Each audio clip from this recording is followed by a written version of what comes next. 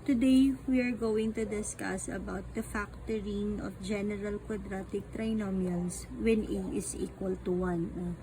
Sa pagpa-factor natin ng quadratic trinomials, ang kailangan lang nating kunan ng factors is yung first term tsaka yung last term.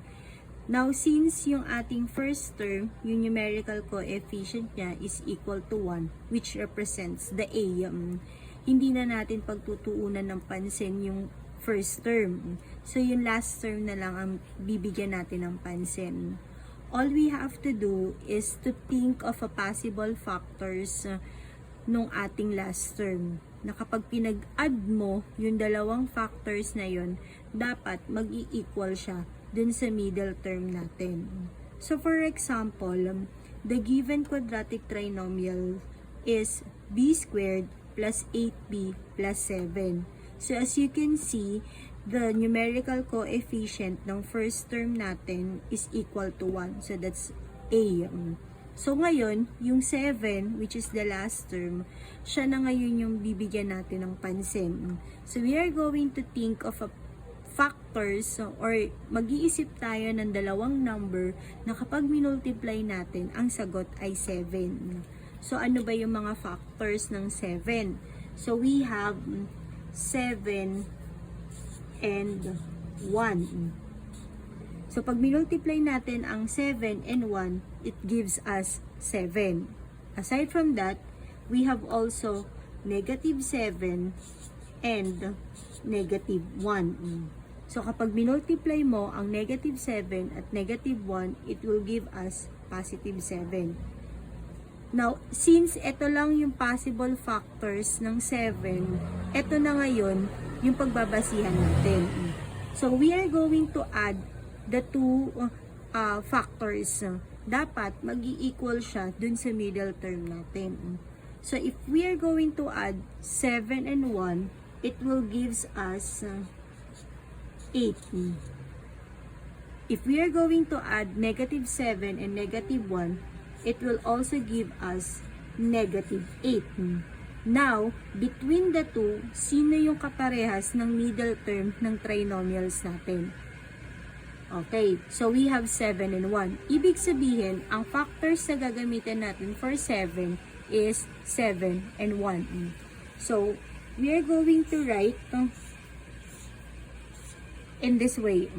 So, since the factors of b squared is already b times b, okay? And then, yung factors ng 7 natin, gagamitin natin yung positive 7 and also positive 1. So, meaning to say, the factors of b squared plus 8b plus 7 is equal to the quantity of b plus 7 multiplied by the quantity of b plus 1. Okay? Another example.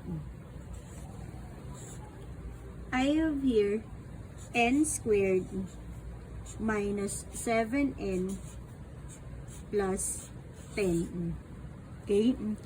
So, sabi natin, kapag ang numerical coefficient natin nung first term or yung may squared natin, ang numerical coefficient niya ay 1, ang kukunan lang natin ng factors ay yung last term, which is the positive 10. So, mag-iisip ka ng dalawang numbers na kapag minultiply mo, positive 10 ang sagot. So, ano ba yung possible factors ng 10? So, we have 10 and 1. We have also negative 10 and negative 1. We also have 5 and 2. Pwede rin ang negative 5 and negative 2. So, since ito na lahat ng possible factors ng positive 10 natin, so ang gagawin natin next is i-add natin yung dalawang factors. So, 10 plus 1 is 11.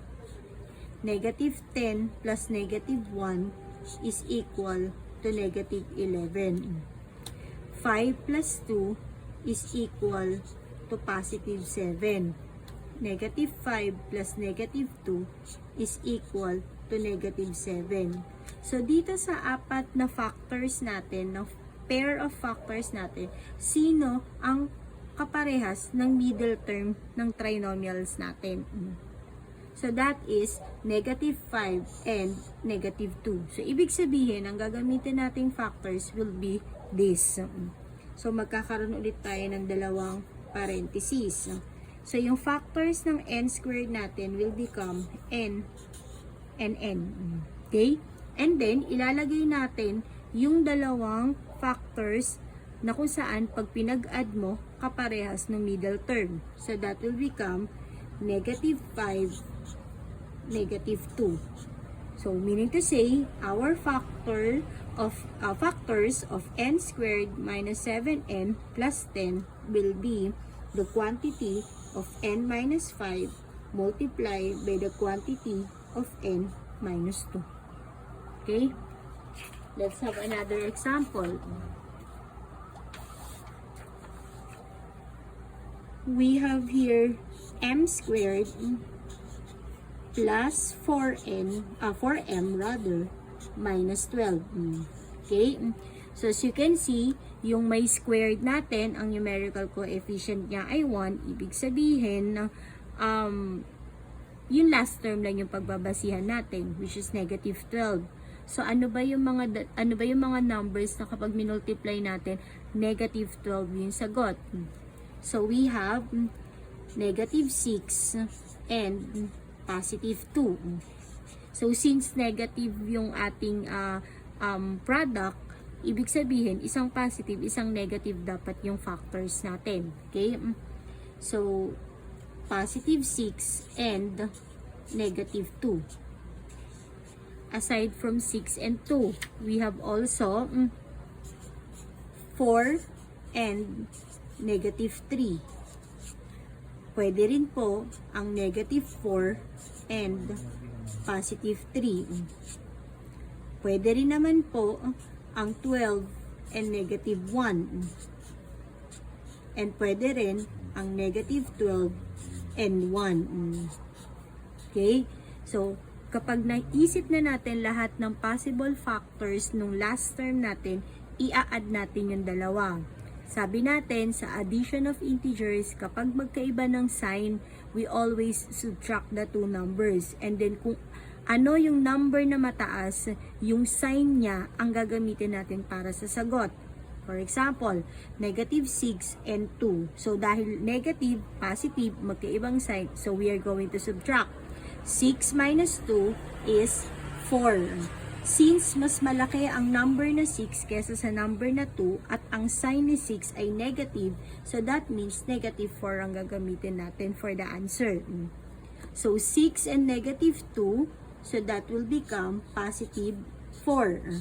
Since magkaiba ng sign, subtract. Then mas mataas yung number na 6 kaya positive ang gagamitin natin. For 4 and negative 3, so we have positive, negative, so subtract. So, 4 minus 3 is 1. So, dahil mas mataas yung number 4, which is positive, kaya positive din yung sagot dito. So, negative 4 and 3, so we have negative 1.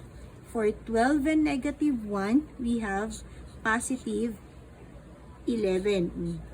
And for negative 12 and 1, we have negative 11.